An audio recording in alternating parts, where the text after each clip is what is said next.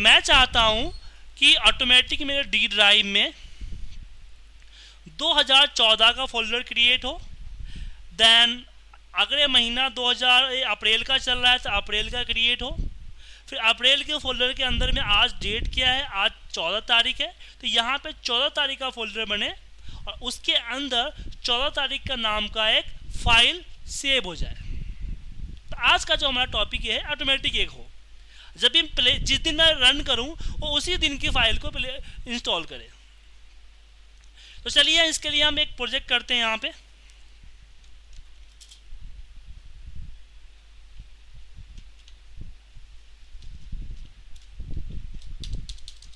हमने subject create किया सब एंड टेस्ट।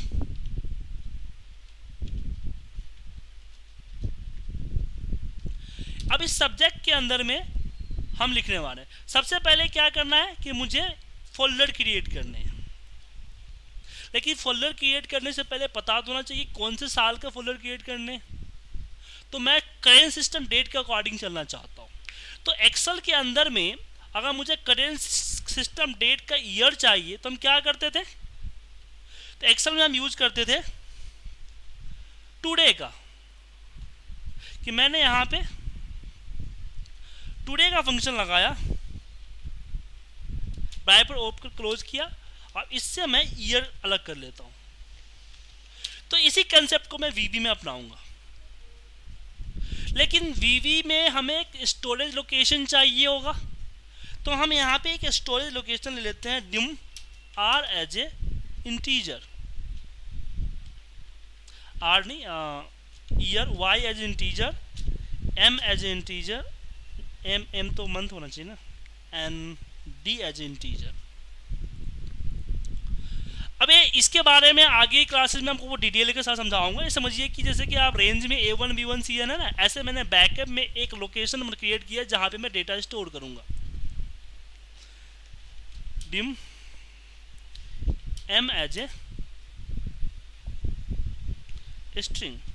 अब स्ट्रिंग क्या हुआ, इंटीजर मतलब नंबर डालना है, स्ट्रिंग मतलब टेक्स्ट डालना है। तो मैं यहां पे बोला कि y equal to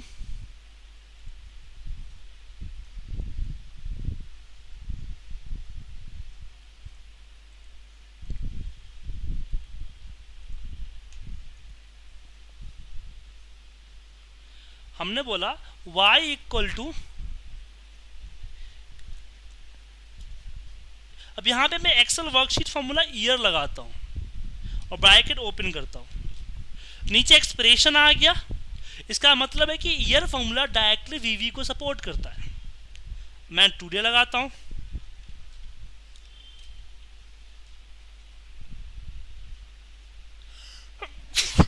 but today formula जो है नीचे एक्सप्रेशन नहीं आया, तो टुडे फॉर्मूला हमारा वीवी को सपोर्ट नहीं करता है। तो एक्सेल में टुडे के जगह हमारे पास डेट फॉर्मूले हैं वीवी के अंदर। जैसे वर्कशीट के अंदर आपके पास जो फॉर्मूलेज थे, जो मैंने 200-250 फॉर्मूलेज आपको बताए थे, उसी तरीके से एक्सेल के अंदर भी आपके पास वीवी मैक्रो के अंदर भी खुद के बने फॉर्मूले हैं। जैसे कि टुडे के लिए यहाँ पे डेट है, तो ये क्या करेगा, ईयर क्या करेगा, इसमें से डेट में से सिर्फ ईयर लेके y पे स्टोर कर दे। मतलब कि y जो है y इक्वल टू 2014, जहां मुझे 2014 चाहिए वहां पे मैं y यूज कर सकता हूं। जस्ट लाइक मैथमेटिकल कंसेप्ट, जैसे कि आप मैथमेटिक्स में x इक्वल टू 100 करते थे, जहां पे आपको 100 चाहिए वहां पे आप x यूज करते थे। सेम कंसेप्ट से यहाँ पे यूज कर रहे हैं। सर इसके लिए आपको याद करने पड़ेंगे, वीवीए फॉर्मूलेज याद करने पड़ेंगे आपको, जैसे आपने एक्सेल फॉर्मूले।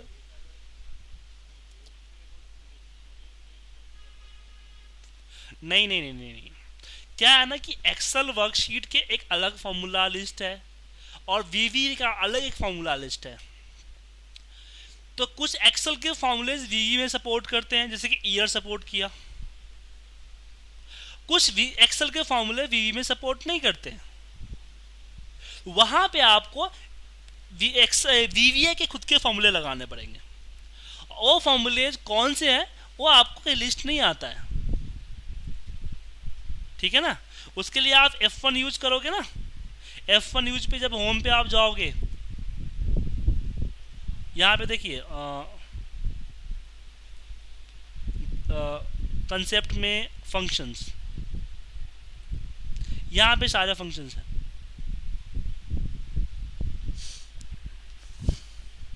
List of worksheet function available in the visual basic, ये सारे फंक्शंस हैं जहाँ पे अवेलेबल है, जो डायरेक्टली एक्सेल में अवेलेबल है।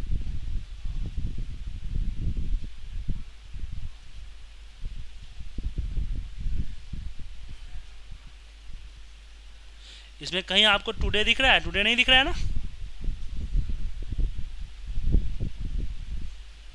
लेकिन कुछ फॉर्मूले हैं जो डायरेक्टली सपोर्ट करते हैं, कुछ फॉर्मूले जो इनडायरेक्टली सपोर्ट करते हैं, जो कि हम वर्कशीट फंक्शन से कॉल करते हैं। वो आगे क्लास में बताऊंगा आपको, फिलहाल इसको आप इग्नोर कीजिए।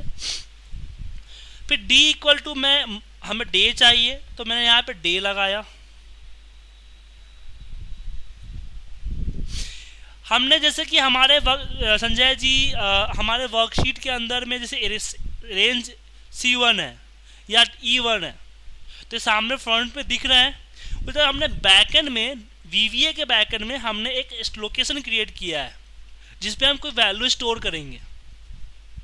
तो इंटीजर का मतलब हुआ कि हम इसमें सिर्फ नंबर डालेंगे जो कि -32,000 से +32,000 पे होगा। और स्ट्रिंग का मतलब हुआ कि इसमें हम टेक्स्ट डालेंगे, मतलब कि इसमें डली हुई वैल्यू पे हम मैथमेटिकल कैलकुलेशन कर सकते हैं, इस पर नहीं कर सकते हैं क्योंकि ABCD के फॉर्मेट में जाएगा। इसके बारे में आपको मैं आगे डिटेल के साथ समझाऊंगा। अब देखिए मैंने डे लिखा तो डे कंसीडर हो गया, नीचे एक्सप्रेशन आ गया, इसका मतलब है कि डे डायरेक्टली कैलकुलेट करेगा। और सेम यहाँ पे डेट डाल देते हैं।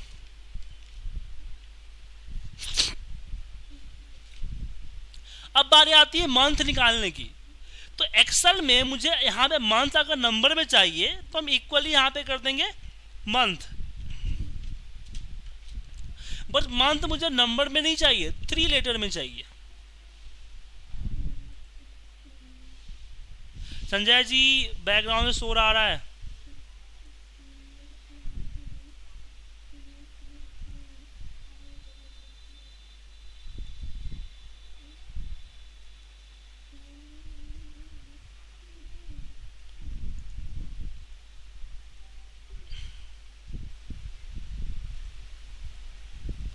तो यहाँ पे कैसे करेंगे?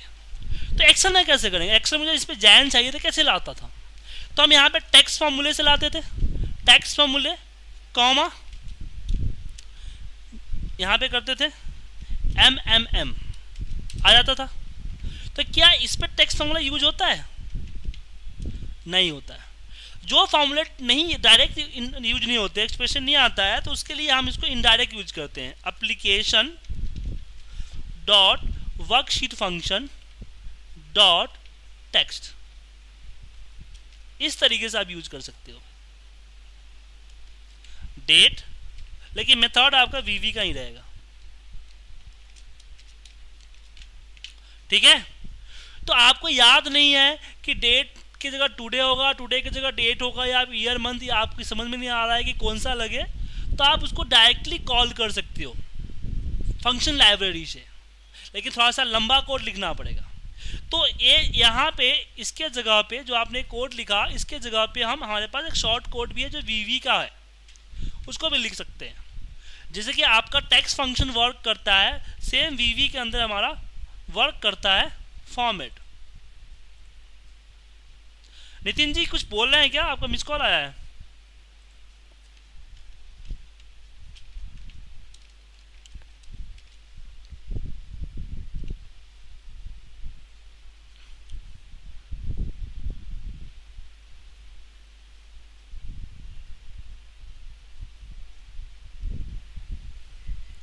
तो यहाँ पे फॉर्मेट डेट लगाने का सेम तरीका है जो कि आप टेक्स्ट में लगाते हो।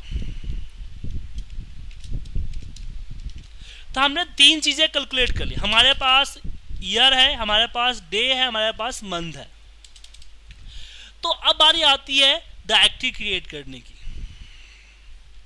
तो मुझे डी ड्राइव में, या फिर मैं डी ड्राइव की जगह कोई और ड्राइव यूज कर सकता हूँ, डी ड्राइव में यूज करना चाहता हूँ। डी ड्राइव में मान लो कि मेरे पास एक डेटा नाम का फोल्डर क्रिएट करता हूँ। डेटा नाम का फोल्डर ऑलरेडी है, इसको मैं यहाँ पे VVA नाम का फोल्डर क्रिएट कर लिया। अब इस लोकेशन में मुझे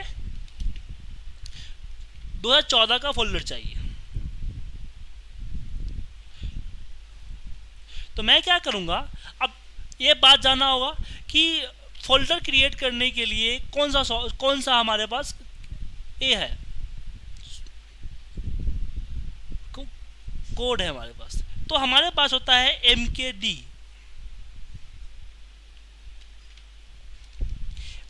mk for make directory, dir directory. यहां पे अब पाथ डाल दो। एक तो किसके अंदर खोलना है ये पूरा इस फॉर्मेट से लिखो, और फिर आप कॉन्कैटिनेट कर लो y को। अभी क्या हुआ, अभी देखिए ये इसके बीच में गैप आ गया। इसका मतलब क्या है कि इसमें ब्रैकेट देने की जरूरत नहीं है। ऐसे देने पे भी चल जाएगा लेकिन देने की जरूरत नहीं है। तो d/vva, अब ये दोनों कॉन्कैटिनेट होगा। अगर मैं इसको नॉर्मल एक्सेल में मैच करता तो क्या होता, तो यहां पे 2014 हो जाता। y का रिटर्न करेगा, 2014 रिटर्न करेगा ना, तो कंप्लीट पाथ ए बनता। तो मेक डायरेक्टरी को कंप्लीट पाथ ए मिलेगा और यहां पे जाके वो फोल्डर क्रिएट कर देगा। अब उस फोल्डर के अंदर में मुझे बनाने हैं महीने के फोल्डर। तो फिर मैं इसके साथ कॉन्कैटिनेट किया /and, और यहां पे दे देता हूं m। तो क्या होगा कि इसमें ये कॉन्कैटिनेट हो गया /and अप्रैल। अप्रैल को मुझे इस तरह से लिखना चाहिए था, क्योंकि m जो है, m पे क्या वैल्यू स्टोर होगी, अप्रैल स्टोर होगी। तो यहां पे अप्रैल आ जाएगा। देन मैं इसको नीचे इसको दिया, बोला and /and d। अब जब हम जानते हैं कि मैक्रो स्टेप बाय स्टेप चलता है, वो डायरेक्टली इसको नहीं चलाएगा। वो सबसे पहले इस कोड को चलेगा, देन इस कोड को चलेगा, देन इस कोड को चलेगा, फिर इस पे आएगा, फिर यहाँ पे आएगा, फिर यहाँ पे आएगा, यहाँ पे आएगा। जब वो यहाँ पे आएगा तो एक 2014 फोल्डर क्रिएट कर लेगा। जब यहाँ पे आएगा तो 2014 फोल्डर ऑलरेडी क्रिएटेड है। तो जो सबसे लास्ट में डला होता है वो क्रिएट होता है मेक डायरेक्टरी के अंदर। तो उसके अंदर जाके वो 2014 के अंदर जाके अप्रैल का फोल्डर क्रिएट करेगा। फिर इसके अंदर जाके वो क्रिएट करेगा किसके, डी के फोल्डर। तो स्टेप बाय स्टेप चलेगा। तो एक कोड, इस कोड में कोई दिक्कत है किसी को?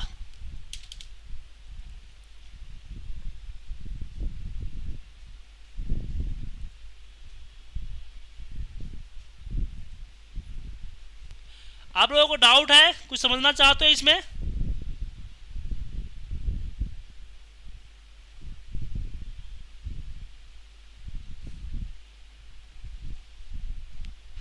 दिनेश जी कोई डाउट है आपको?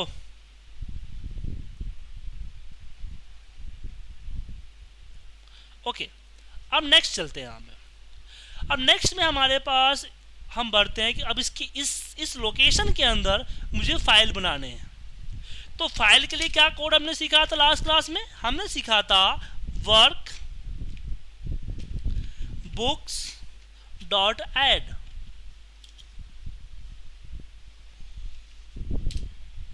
तो कंट्रोल एक फाइल हो गई और मुझे पता नहीं कि फाइल कौन सी क्रिएट हुई है। तो उसके लिए हमने क्या किया है, active workbook dot save as. अब यहां पे हमें देना है लोकेशन, किस लोकेशन में सेव होगा। तो फाइनल लोकेशन तो हमारा ए बना हुआ है, तो इसी को कॉपी करते हैं और पेस्ट करते हैं और इसी में कॉन्कैटिनेट करते हैं वापस डी एंड वापस कॉन्कैटिनेट एंड हम यहां पे देते हैं .xls s एंड x। ये लाइन समझ में आई या मैं दोबारा बताऊं?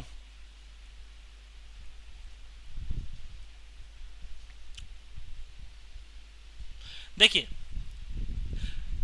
सबसे पहले यहां पे क्या किया कि VVA डी ड्राइव में VVA के अंदर ईयर 2014 का फोल्डर क्रिएट किया।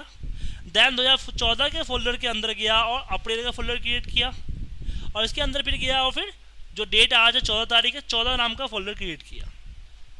अब एक फाइल ऐड किया। अब इस फाइल को मुझे सेव कहाँ करना है? डी ड्राइव के VVA के अंदर 2014 के फोल्डर के अंदर, अप्रैल के अंदर और 14 तारीख के फोल्डर के अंदर जाके 14 तारीख के नाम से सेव करना है। तो लोकेशन कैसे पता चलेगा? अगर हम मैनुअल लोकेशन दें तो फिर अगले महीने फिर आपको वापस चेंज करने पड़ेंगे। तो ऑलरेडी हमारे पास यहाँ पे एक स्टोरेज है, करेंटली सिस्टम डेट के अकॉर्डिंग मंथ, ईयर और डेट हमारे पास स्टोरेज है, तो मैंने इसी को कॉन्फ़िगर कर लिया। मतलब कि मेरे पास जो फिक्स पाथ है वो फिक्स पाथ ए है, बाकी मेरा डायनेमिक है। तो डायनेमिक के लिए मैंने इसका यूज कर लिया कि हमने बोला कि बी इसमें जाओ, डी ड्राइव के अंदर VVA के फोल्डर के अंदर जाओ, फिर 2014 मैंने कॉन्करेंट करके कंप्लीट पाथ बना। तो अगर हम इसको एक्सेल पे करके देखें तो बताता हूँ आपको क्या होगा कि मैंने इसको एंड किया स्लैश, फिर एंड किया मैंने 14, फिर एंड, फिर स्लैश, फिर एंड किया मैंने 14, फिर एंड, फिर डॉट XLSX। तो सेव जब हम करेंगे, अगर हम लास्ट क्लास आपको मैंने बताया था कि हम सेव करने के लिए क्या करते थे कि active workbook dot save as, और फिर कंप्लीट सेव एज की जो पाथ है वो पाथ हम कॉपी पेस्ट करते थे। तो यहाँ पे प्रॉब्लम क्या है कि यहाँ पे हम डायरेक्टली पाथ नहीं दे सकते, क्योंकि फिक्स पाथ हमारे पास फिक्स पाथ नहीं है। तो यहाँ पे तो भी आपको क्या है कि फिक्स पाथ नहीं है। यहाँ पे देखिए, यहाँ पे मैंने E11 का लिंकअप किया है। तो यहाँ पे क्या है कि जहाँ पे मैंने मैनुअल लिखा है ना, वहाँ पे हम एक्सेल में क्या करते थे, सेल का रेंज देते थे। बट VB में हमारे पास सेल तो नहीं है, VB में हमारे पास वेरिएबल्स है। तो हमने यहाँ पे वेरिएबल्स को कॉन्करेंट किया है। आया समझ में? मैं फाइनली जब सेव होगा तो सेव को जब पूरा कैलकुलेट करके ये रिटर्न करेगा। इसका फायदा क्या हुआ कि डायनेमिक हो गया। अगर हम इस तरह से लिख देते तो क्या हो जाता हमारा, ये डायनेमिक नहीं होता, फिक्स हो जाता कि हर बार रन होते ही सेम एक ही लोकेशन में फाइल सेव करता।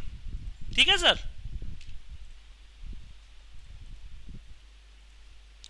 किसी को डाउट इसमें?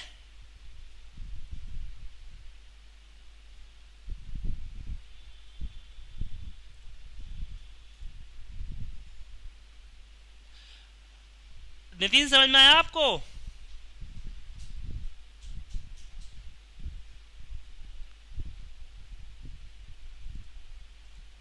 मैक डायरेक्टिव फोल्डर क्रिएट करता है। जैसे आप राइट क्लिक करके फोल्डर क्रिएट करते हो ना, तो मैक डायरेक्ट के कोड लिखोगे तो ऑटोमेटिक फोल्डर क्रिएट कर देगा।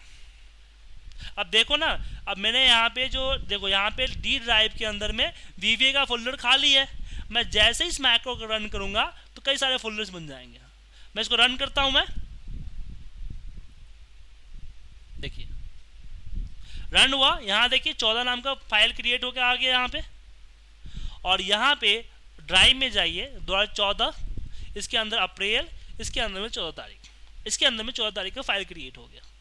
ये ऑटोमेटेड हो गया और एवरी टाइम होगा। अब सेकेंड टाइम दिक्कत होगा, अगर मैं कल इस फाइल को खोलूंगा तो ये फाइल आपका एरर देगा। क्यों एरर देगा?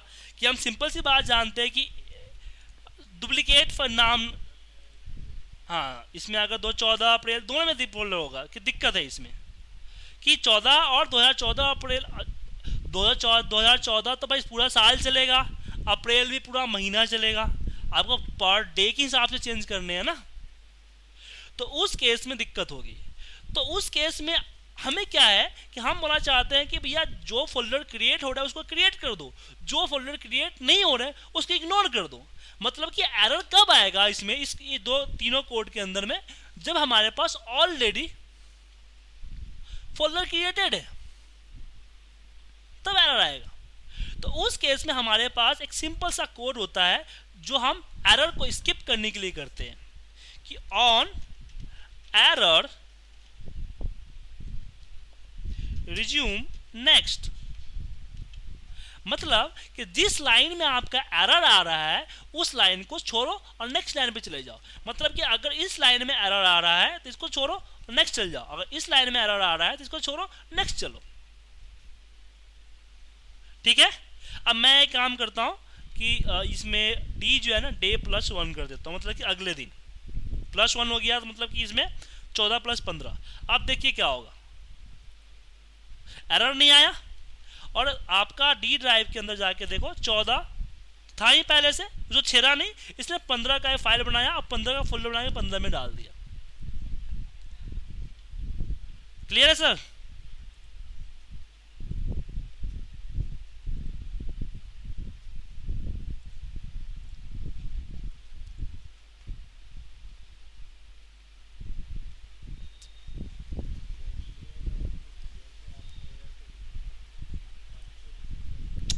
नहीं, आपने यहाँ पे एरर रिज्यूम किया ना, इसका मतलब है कि नीचे पूरा का पूरा कोड जो है ना, जितने भी कोड है सब पे एरर रिज्यूम नेक्स्ट हो गया।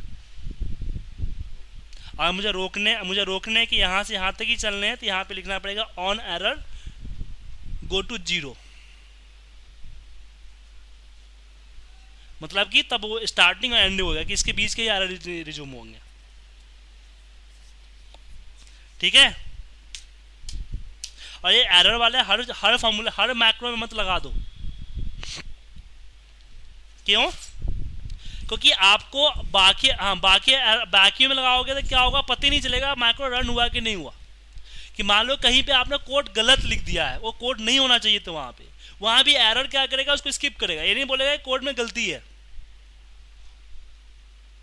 ठीक है ना। वहां पे हम यूज करते हैं इसका, जहां पे मुझे पता चलता है कि भैया इसमें मेरी सिचुएशन ऐसी, अभी जब सिचुएशन ऐसी बन सकती है जहां पे मुझे एरर मिल सकते हैं। ठीक है।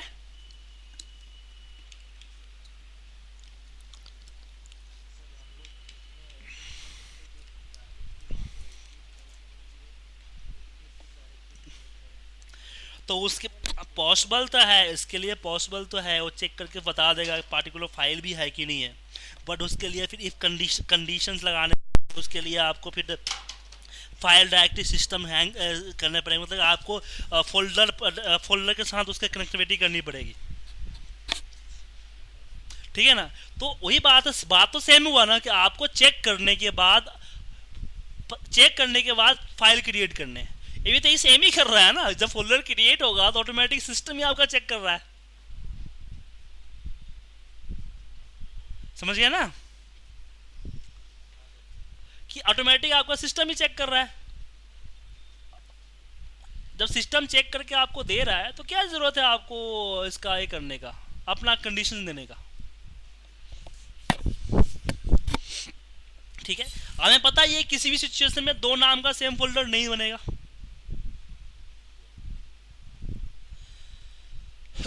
ठीक है, तो समझ में आ गया चीज आपको। अब इसमें आप लोग एक होमवर्क नोट कर लो, देन आगे हम पढ़ाते हैं आपको। होमवर्क क्या है कि मैंने तो यहाँ पे ऑटोमेट आपको कर दिया। ठीक है। अब मुझे यहाँ पे ऑटोमेट नहीं करना है, कि मुझे क्या करना होता है डे एंड पे, मतलब सॉरी ईयर एंड पे क्या करना होते हैं कि मुझे 12 फाइल बनाने होते हैं। ठीक है। 12 महीने की 12 फाइल बनानी होती है, और हर फाइल के अंदर उसके डेट के हिसाब से, जैसे कि जनवरी का फाइल बनेगा और जनवरी फाइल के अंदर में 30 नंबर ऑफ सीट्स होंगे, 31 नंबर ऑफ सीट्स होंगे, फरवरी में 28 होंगे, मार्च में 30 होंगे। ठीक है। तो 12 फाइल आपको क्रिएट करने हैं अपने इस कोड के जरिए, और 12 फाइल के हर फाइल के अंदर में जिस महीने का फाइल बना है उस महीने के दिन के हिसाब से नंबर ऑफ सीट्स रखने हैं, और नंबर ऑफ सीट्स को भी नाम देना है 1 2 3 4 उसी सीक्वेंस में। क्लियर है? इसको नोट कर लो। अब देन हम आपको सीट्स पे बताते हैं कि हम सीट्स पे किस तरीके से वर्क करते हैं।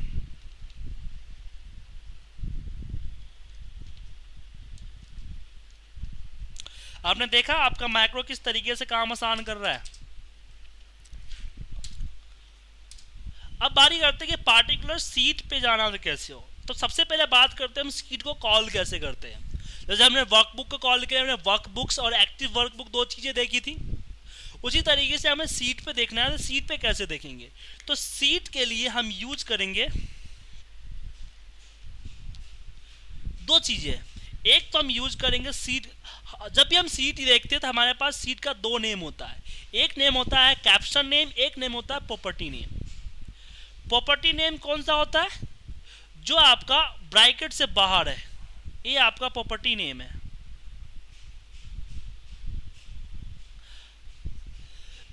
ये आपका कैप्शन नेम है। मतलब कैप्शन नेम मतलब क्या हुआ कि जो बाहर दिख रहा है यहाँ पे।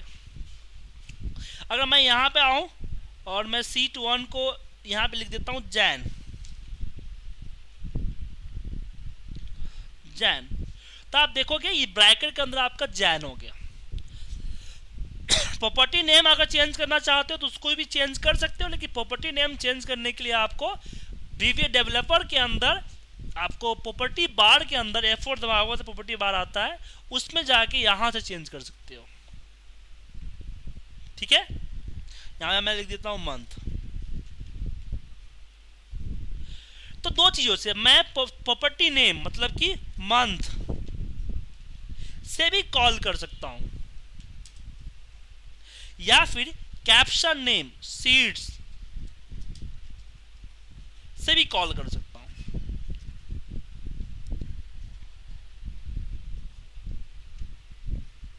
ठीक है, मतलब कि मैं अभी सीट 8 पे हूं, मुझे सीट जैन सीट पे क्लिक करने हैं तो उसके दो मेथड है। पहला मेथड है कि मैं उसकी प्रॉपर्टी नेम से करूं, दूसरा मेथड है कि मैं उसको सीट नेम से करूं, सीट के कैप्शन नेम जो बाहर दिखता है उस नेम से करूं। अब इसमें सिचुएशन कब बनेगा, मैं कब ऐसा करूंगा कि मैं सीट नेम है कब या प्रॉपर्टी नेम में सिलेक्ट करूंगा। तो यहाँ पे दो चीजें बनती है। पहला कि हम प्रॉपर्टी नेम तभी यूज करते हैं जब हमारा कैप्शन नेम बार बार चेंज होते रहता है। कभी जैन था, देन कुछ देर बाद फैब हो जाएगा। ठीक है, तो यहाँ पे तब ये फॉर्मूला नहीं चलेगा, तभी आपका कोड वर्क नहीं करेगा। तो उस सिचुएशन में हम मंथ नेम यूज करते हैं, तो कैप्शन नेम यूज करते हैं, सॉरी माफ कीजिएगा, प्रॉपर्टी नेम यूज करते हैं। जब आपका कैप्शन नेम बार बार चेंज होता रहता है, सीट को यूजर बार बार उसका नेम चेंज करते रहता है, उस केस में आप उसकी प्रॉपर्टी नेम से कॉल करोगे। मैं सिलेक्ट करना हो, डिलीट करना हो या कॉपी करना, जो भी आप करना चाहते हो उसको करोगे आप। ठीक है, अगर कोई सीट बार बार डिलीट कर रहा हो, जिसमें डिलीट किया 5, तो यहाँ पे देखिए हट गई, तो उस केस में हम यूज करते हैं उसका कैप्शन नेम, कि मैंने उसका हटा के एक नया सीट इंसर्ट किया और उसका नाम मैंने डाल दिया 5। ठीक है, आपका नाम, सीट का नाम फिक्स है, यूजर सीट का नाम फिक्स रखता है, लेकिन वो डिलीट करते रहता है, इंसर्ट करते रहता है। उस केस में हम यूज करते हैं कैप्शन नेम। अब आपको दोनों सिचुएशन बनती है कि आपका सीट भी डिलीट होते रहता है, आपका कैप्शन नेम ही चेंज होते रहता है, दोनों में कोई फर्क पता नहीं चलता है क्या हो सकता है। ऐसा कोई सिचुएशन बन ही नहीं सकता है कि दो एक कोई फिक्स हो। उस केस में हम सीक्वेंस नंबर यूज करते हैं, सीट्स 1 डॉट एक्टिवेट। इसका मतलब क्या हुआ कि सबसे पहले जाएगा, काउंट करेगा पहली सीट, तो वो यहाँ पे आ गया। अब मैं यहाँ पे 5 कर दूं तो यहाँ से काउंट करेगा 1 2 3 4 5 और इसको एक्टिवेट कर देगा। अगर इसके जगह 9 आ गया तो 9 को एक्टिवेट करेगा। तो नंबर ऑफ लोकेशन से हमारा चलता है। तो सीट को कॉल करने का 3 मेथड है। हम खाए तो सीट की प्रॉपर्टी नेम, जैसे सीट 1 सीट 2 सीट 3 आप जो भी आपने चेंज किया, कोई चेंज किया है, उसके अकॉर्डिंग चलते हैं, या फिर सीट का कैप्शन नेम जो कि हम बाहर यूजर रखता है उसके अकॉर्डिंग चलते हैं। अगर दोनों सिचुएशन नहीं बन रहे हैं तो हम सीक्वेंस नंबर चलते हैं, जो कि कभी भी चल सकता है। तो जब हम लूप अगर यूज करते हैं तो हम इसी का यूज करते हैं। तो सीट कॉलिंग मेथड समझ में आया आपको? कोई डाउट आप लोगों को?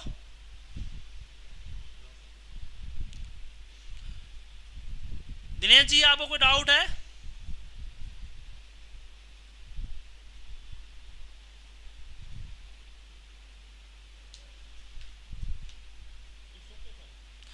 अब आगे बढ़ते हैं, आप सीट पे क्या क्या कर सकते हैं उस पे काम करते हैं। अब जैसे कि मुझे सीट का नेम चेंज करना है, सबसे पहले एक सीट ऐड करनी है। तो सीट ऐड करने के लिए हम यूज करते हैं यहाँ पे शीट्स डॉट ऐड। अब जो सीट ऐड हुआ है उसका नेम चेंज करने के लिए क्या करते हैं, active sheet dot name equal to जो भी नाम लिखना चाहते हो, मैंने लिख दिया पे मार्च, नाम चेंज हो जाएगा। अब एक्टिव वर्कशीट क्यों लगाया, कि हमें पता नहीं है कि सीट जो ऐड हुआ है उसका नाम क्या है। एज ए सीट का नेम चेंज करने का रियल मेथड क्या है कि सीट्स, इसके अंदर में आप सीट का जो भी नाम हुआ है, सीट 5, सीट 7, सीट 11 या सीट 12 जो भी है वो लिखिए, dot name equal to March. But इसमें प्रॉब्लम है कि मैंने जो सीट इंसर्ट किया है उसका नेम चेंज करना है। तो सीट इंसर्ट कर जो हुआ है उसका नेम चेंज करना है, तो हमें तो पता नहीं सीट का नेम होने पे यहाँ 12 हो गया 15 होगा। तो उस केस में हम यूज करते हैं यहाँ पे एक्टिव सीट, कि अगर जो सीट इंसर्ट, जैसे मैंने एक नया सीट लिया तो जो सीट इंसर्ट होगा वही सीट आपका ऐड होगा, एक्टिवेट होगा। तो इसलिए हम एक्टिव सीट यूज करते हैं। अब मुझे सीट ऐड करना है तो ये क्या करेगा कि यहाँ से सबसे लास्ट में ऐड नहीं करेगा। अगर मैं सीट 8 एक्टिवेट है तो इसी पे आपका इंसर्ट कमांड चलाएगा और इंसर्ट कर देगा। मतलब कि जो सीट आपका है एक्टिवेट होगा उससे पहले एक सीट ऐड करके दे देगा, क्योंकि आपने यहाँ पे कोई लोकेशन डिफाइन नहीं किया है कि आपको सीट चाहिए कहाँ पे। तो यहाँ पे हम यहाँ पे जैसे स्पेस मारेगा 2 है, बिफोर आफ्टर। अगर बिफोर करना चाहते हो, मैं चाहता हूँ बिफोर सीट्स 12,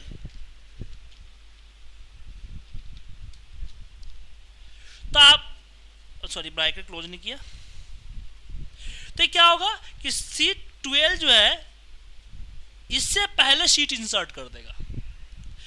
अब मुझे नहीं कि नहीं मुझे आफ्टर करना है, बिफोर नहीं करना है। अब देखिए, अब मुझे बिफोर को स्किप करके आफ्टर पे जाना है, तो मुझे एक कॉमा लगाना पड़ेगा तब जाओगे। लेकिन यहाँ पे तो ये मेथड सब में चलता है, ऐसे आप और भी बहुत सारे एक्सप्रेशन आएंगे वहाँ पे भी सेम चलेंगे कि आपको कॉमा लगा के आगे बढ़ना पड़ेगा। लेकिन प्रॉब्लम यहाँ पे आती है कि सर कि जैसे मैं कॉमा लगाया और आगे बढ़ गया, तो ऐसे अगर मान लो पेस्ट स्पेशल देख लो या फिर आपको सीट में सेव करते समय, वर्कशीट सेव करते समय देखो बहुत सारे आते हैं, तो ऐसे कितने कॉमा लगाने पड़ेंगे। तो हम डायरेक्ट स्किप भी कर सकते हैं। तो डायरेक्ट स्किप करने का तरीका क्या है कि जो यहाँ पे मुझे आफ्टर है ना, और सेम चीज यहाँ पे आप लिखो और कॉलन अनइक्वल टू लगा दो। कॉलन इक्वल टू लगाते यहाँ पे आफ्टर एक्टिवेट हो गया, तो यहाँ पे आप समझेगा कि वो आफ्टर है। तो सीट आफ्टर 12, तो सीट 12 के बाद जो है 13 से पहले इसका इंसर्ट हो जाएगा। लेकिन मुझे सबसे लास्ट में ऐड करना है। अब सबसे लास्ट में सीट का नाम क्या है मुझे नहीं पता, तो उस केस में हम क्या करेंगे, यहां पे देंगे सीट्स डॉट काउंट। ये क्या करेगा कि सीट के जो भी काउंट अभी कितने सीट है, मान लो कि 13 सीट है, तो 13 सीट के बाद ऐड कर देगा। क्योंकि हमने यहाँ पे सीखा कि हम सीक्वेंस नंबर से भी सीट को कॉल करते हैं। तो यहाँ पे सीट कॉल हमें देना है, सीट का नाम देना है। तो नाम ना देके उसका हम इंडेक्स नंबर दे दिए, पोजीशन दे दिए, तो पोजीशन से हमारा ऐड हो गया यहाँ पे। क्लियर है सर?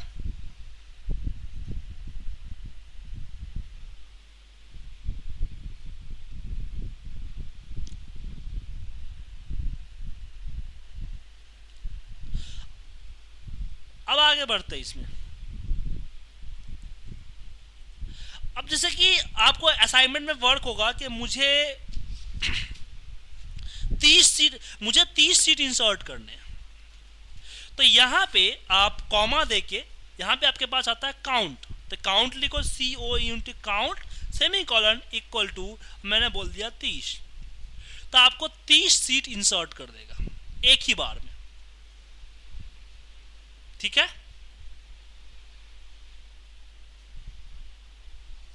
बट प्रॉब्लम ये है कि मुझे जो ऐसे आपको मैंने होमवर्क में दिया कि आपको सीट जो ऐड करने हैं वो मंथ के हिसाब से करने हैं, लेकिन जब भी हम फाइल क्रिएट करते हैं, फाइल क्रिएट करते हैं तो डिफ़ॉल्ट हमारे पास कभी 3 होते हैं, कभी 5 होते हैं, कभी 1 होते हैं, तो हर फाइल में अलग अलग होता है। मैंने 5 सेट कर रखे हैं, किसी ने 1 सेट कर रखे हैं, किसी ने 3 सेट कर रखे हैं, तो किसी के सिस्टम पे चले तो उतने सीट दे। तो यहाँ पे हम काउंट में क्या करेंगे, हम काउंट में करेंगे, मान लो कि 31 का महीना है तो 31 डैश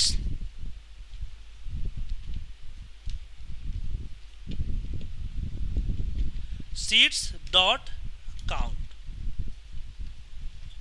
तो 12 शीट है तो 12 शीट कम हो जाएगा, इसमें यूज कर सकते हैं इसको। अब 31 कैसे लाओगे, तो आप अपने एक्सेल स्किल्स को यूज करोगे, ईयर मंथ टुडे इस सब का कंसेप्ट करके।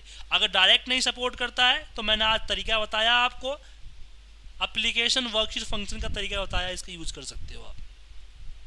ठीक है, तो हमें सीट इंसर्ट करना सीख लिया, हमने पहले सीट को एक्टिवेट करना, सिलेक्ट करना सीखा, हम सीट को ऐड करना सीखे, हम सीट का रिनेम करना सीखे, और क्या होता है सीट पे, सीट को मूव करना, कि मुझे यहाँ पे सीट 4 को मूव करना है सीट 6 के बाद, तो यहाँ पे आप मूव करो, कहाँ पे करना है, बिफोर आफ्टर, मतलब कि आफ्टर सीट्स 6 करना, 6।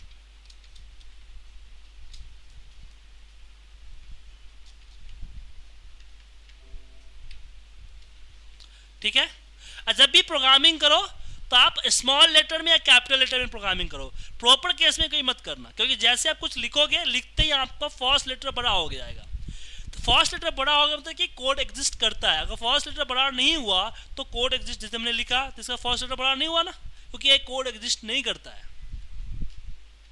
अब मैं सीट को कॉपी करना है, सेम ऐसे, तो सीट सेम, इसमें सब चीज़ सेम होगा, मूव और कॉपी एक ही जैसा होता है, बस मूव की जगह यहाँ पे कॉपी हो जाएगा। मुझे सीट डिलीट करने हैं तो यहाँ पे हम सीट 7 डॉट डिलीट, बट जब डिलीट करोगे तो एक प्रॉब्लम आएगी, माइक्रो ब्रेकर आएगा, मतलब कि जब मैं इस पर डिलीट पे क्लिक करूँगा तो ए आएगा, मतलब कि पूछेगा, ये डिफ़ॉल्ट इस पर डिलीट पे क्लिक नहीं कर देगा, क्योंकि ये आपका एप्लीकेशन का पार्ट है, नॉर्मल एक्सेल का पार्ट नहीं है। तो इस केस में हम क्या करेंगे, इस केस में यहाँ पे को देंगे, इस कोड से पहले देंगे एप्लीकेशन डॉट डिस्प्ले अलर्ट, ये अलर्ट होते हैं, इसको हम टेम्पोरली फॉल्स कर देते हैं, और फिर हम नीचे जो कोड वर्क कर जाएगा तो इसको हम यहाँ पे इक्वल टू ट्रू कर देंगे। मतलब कि जो सेटिंग हमने सेटिंग चेंज कर दी कि जैसे ही डिलीट पे क्लिक करे तो ये सेटिंग मेरा जो डिस्प्ले अलर्ट की सेटिंग है इसको हमने फॉल्स कर दिया कि किसी भी तरह के अलर्ट ना दिखाए, और फिर जब काम हो गया तो मैंने वापस नॉर्मल सेटिंग कर दी।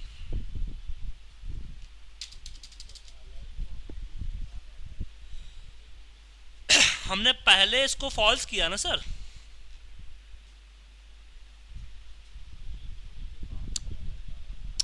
सर मैंने पहले सेटिंग किया एक्सेल की कि भैया एक्सेल की सेटिंग चेंज कर दी कि भैया इसका डिस्प्ले अलर्ट ना दिखाए, दैन डिलीट किया, क्योंकि अगर ये अलर्ट आ गया तो माइक्रो ब्रेकर है ना, माइक्रो किसी भी कोड को वो आगे वर्क ही नहीं करने देगा आपको। तो अगर आप इसके नीचे लगाओगे तो जब तक डिलीट पे क्लिक नहीं करोगे तब तक वो आगे करने नहीं देगा काम आपको, वो आगे बढ़ेगा ही नहीं, यहीं पे स्टॉप हो जाएगा। ठीक है ना। अब और क्या करते हैं हम, सीट को रिनेम कर दिया, सीट को मूव कर लिए, कॉपी कर लिया। हाँ, सीट में पासवर्ड डालना है आपको, तो सीट में जो भी पासवर्ड डालना है, मैं मान लो सीट 8 डॉट प्रोटेक्ट।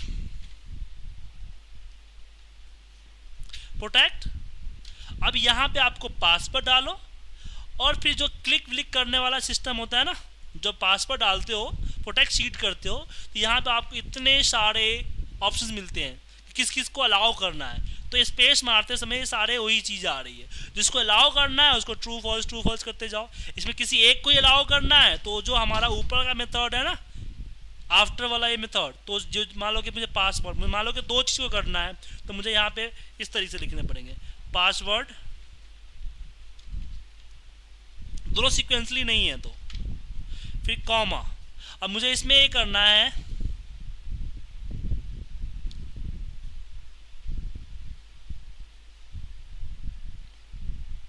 मुझे इसमें किसमें करना है, कंटेंट्स को करना है, तो CONTENTS, contents equal to true. ठीक है, इस तरह से करना पड़ेगा।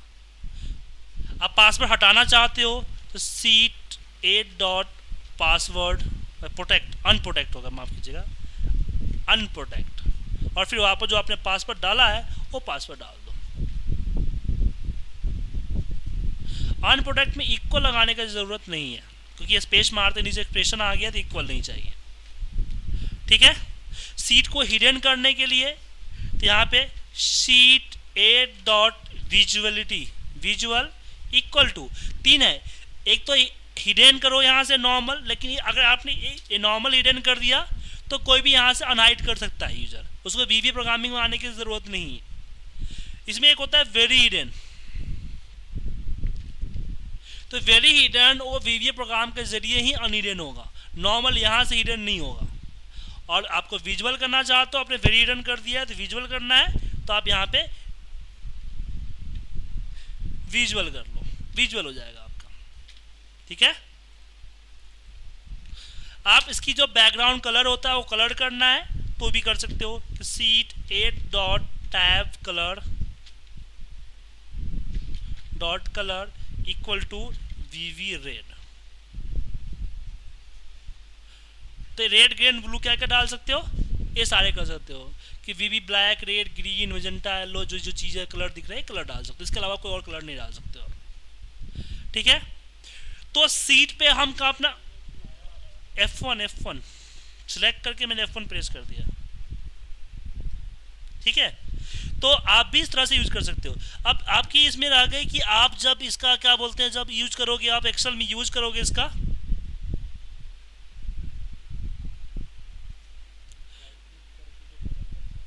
हाँ,